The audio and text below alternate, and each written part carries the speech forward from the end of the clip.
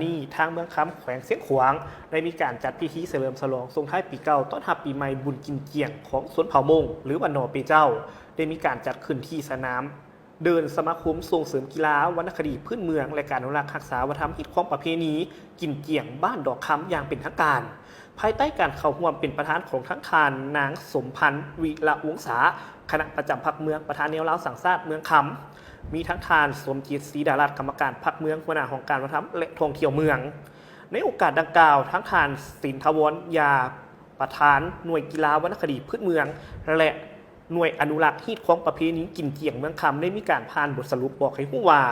สมาคมส่งเสริมกีฬาวรรณคดีพื้นเมืองและอนุรักษ์รักษาฮิตของประเพณีกินเกียงนอเป็ดเจ้าเมืองคำก็เป็นสมาคมหนึ่งที่ได้มีการสร้างตั้งขึ้นในปี 2011 โดยมีการริเริ่มจากการเต้าหู้พ่อแม่ประชาชนวานาสิงสาวและพนักงานเถ่าแก่อาวุโสผู้ทรงคุณวุฒิของเผ่ามงอยู่ภายในเมืองคำในการเต้าหู้ความสามัคคีจัดบุญกินเกียงนอเป็ดเจ้าลินกีฬาวรรณคดีพื้นเมืองเป็นต้นแมนกีฬาหัวโซนควายโซนที่ผ่านมาแมนมีทั้งทานสมเพชรมั่วหวังว่ากรรมการพรรคเมืองเป็นตัวแทนในการริเริ่มในการสุกยู่บุกระดมคนขวยพ่อแม่ประชาชนอยู่เรียบตามสายทางเลขเจ็ดนับตั้งแต่ทางบ้านจอมทองไปหาบ้านน้ำหมในการประกอบทื้นฮอนผู้ที่มีจิตใจอาสาช่วยผู้ละ10,000 20,000เพื่อสมทบทุนในการบุกเบิกซื้อเนื้อที่ดินประมาณ 2.6 เฮกตาร์จากนั้นจึงได้มีการพัฒนาปรับปรุงพื้นที่กลไกบริหารการสร้างระเบียบของสมาคมขึ้นและมีการเคลื่อนไหวมาจนถึงปี 2024 จึงได้มีการเสนอถึงการนำขันเมืองขันแข็งเพื่อใส่ซื้อสมาคมงัวซนมาเป็นสมาคมกีฬาวันพดีพื้นเมืองและอนุรักษ์รักษาวัฒนธรรมฮิตของประเพณีกินเกียงนอเปเจ้า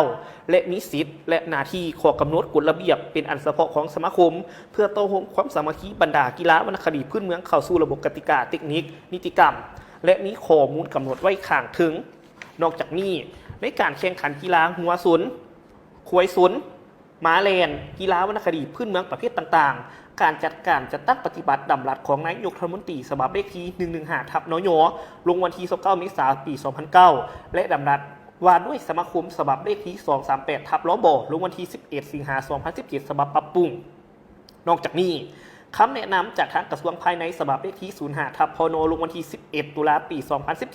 เกี่ยวกับการจัดตั้งปฏิบัติดำรัสว่าด้วยสมาคมและนิติกรรมอื่นๆเป็นบนอ้างอิงในการสร้างขบวนการของสมาคมกีฬาวรรณคดีพื้นเมืองและอนุรักษ์ฮีตของประเพณีกินเกียงนอปีเจ้าในการโฆษณาศึกษาอบรมในสมาชิกสมาคมตลอดฮอดพ่อแม่ประชาชนให้ฮู้และเข้าใจถึงภาระบทบาทสิทธิและหน้าที่ของสมาคมอยู่ภายใน12จุบ้านเพื่อพันขยายบรรดาแนวทางของพรรคและนโยบายของรัฐและสุขยุ่ส่งเสริมการผลิตปลูกฝังเลี้ยงสัตว์การเก็บกู้ผลผลิตประจำปีเป็นแบบอย่างในการอนุรักษ์รักษาวัฒนธรรมของประเพณีกีฬาวรรณคดีพื้นเมืองและวัฒนธรรมอดีงามของเผ่ามงให้มีความยืนยงเคียงคู่กับสวนเผ่าตลอดไปพร้อมนี้ยังมีการตีราคาด้านดีด้านอ่อนบทเรียนที่สามารถถอดถอนได้และที่ทางแผนการต่อหน้าตึมอีกด้วยซึ่งในการเฉลิมฉลองบุญกินเกียงนอเป็ดเจ้าในครั้งนี้ยังมีการสร้างกิจกรรมการแข่งขันงัวซนการแข่งขันเตะบานแข่งขันเปตั้งแข่งขันหน้าเก็กแข่งขันหมากคางลินหมากคอนและแสดงศิลปะวรรณคดีพื้นเมือง